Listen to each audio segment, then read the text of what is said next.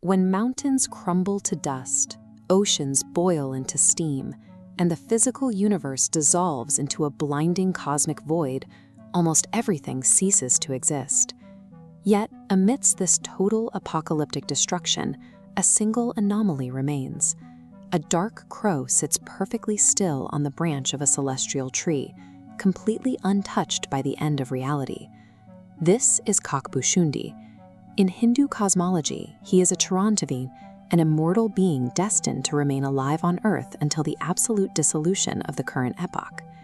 His memory spans an incomprehensible scale.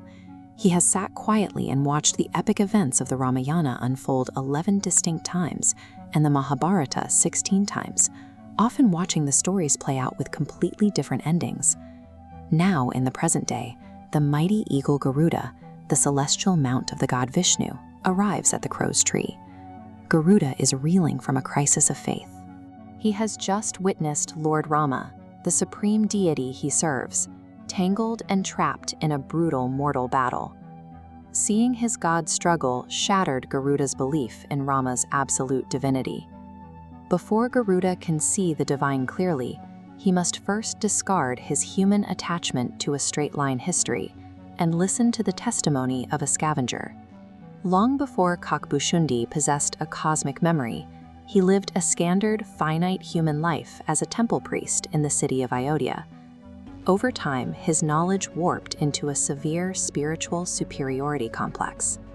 During a prayer service, wrapped up in his own perceived holiness, he openly refused to stand and show respect to his own spiritual guru.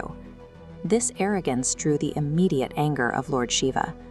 As punishment for his disrespect, the deity condemned the priest to suffer through 1,000 consecutive lifetimes as lesser creatures.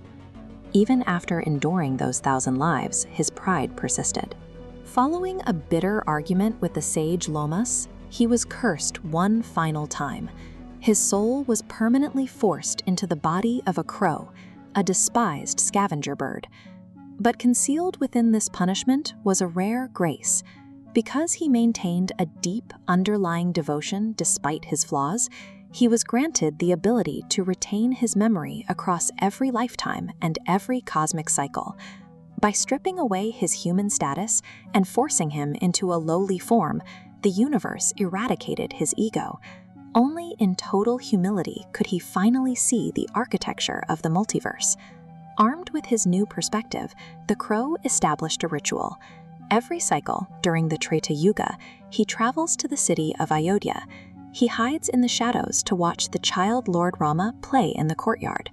During one of these visits, the divine child playfully tried to catch the bird. Panicking, Kakbhushundi beat his wings and shot into the sky.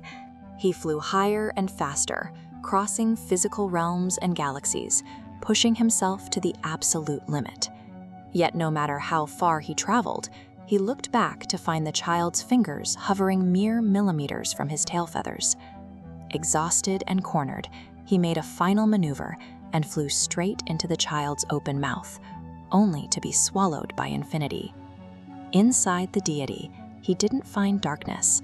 He found millions of suns, moons, and entirely distinct multiverses. In every single universe he looked into, he saw an alternate version of himself living out a different timeline. This chart visualizes the Hindu Yuga cycle, a massive wheel divided into 4 rotating ages, the Satya, Treta, Dwapara, and Kali Yugas. Kakbhushundi wandered this multiverse for centuries, but flying out of the child's mouth, he returned to the exact millisecond he left. Centuries of exploration had occupied 0 seconds of physical time. Linear time, he discovered, is a localized illusion, hiding a vast, endlessly repeating architecture.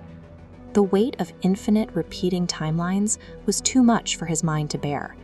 Terrified by the endless loops, he begged the child Rama for salvation.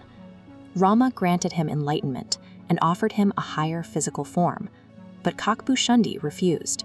He chose to remain a crow, realizing that ultimate truth is only accessible through the humility of his scavenger form. Back in the present day, Garuda processes the crow's testimony.